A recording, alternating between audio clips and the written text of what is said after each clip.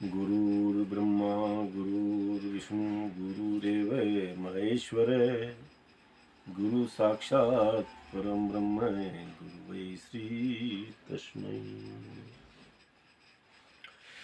आदरणीय मित्रों,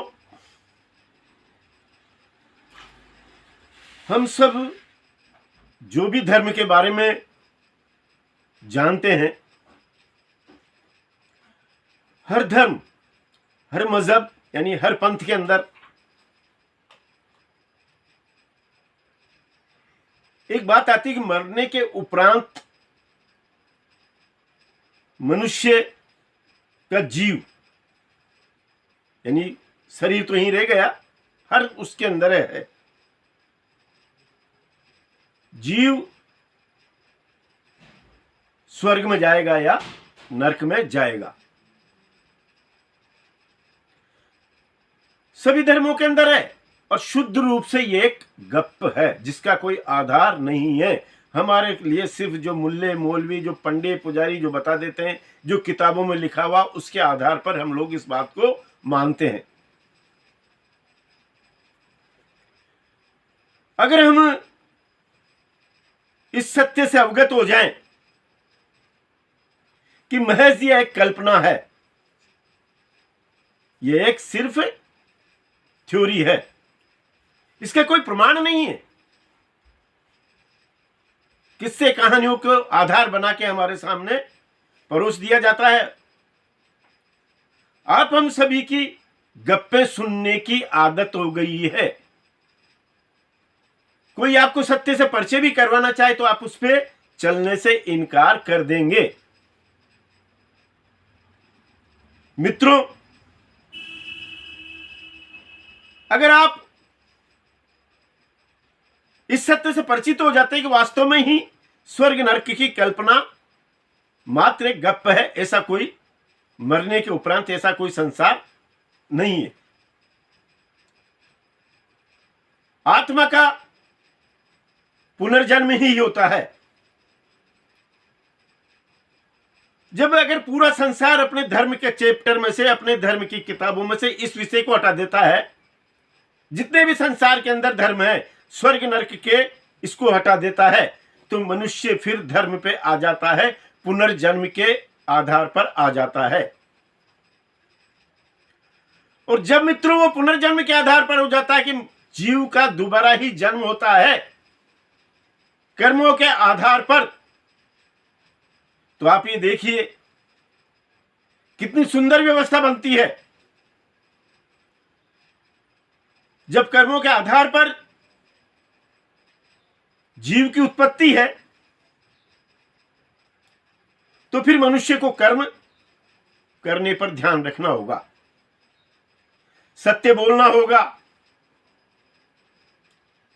अहिंसा पर अपना आप चलना होगा, क्योंकि यह सवाल यहां पर कर्मों से जुड़ा हुआ है। इसी तरह से जितने भी भलाई के, जितने भी अच्छाई के कार्य हैं, वो आपको करने होंगे। जब हम पुनर्जन्म के सिद्धांत को मानते हैं तो दूसरे जीवों पर दया करने का भाव स्वतः आएगा, क्योंकि हो सकता है उन जीवों के अंदर आपके पूर्वज भी हों।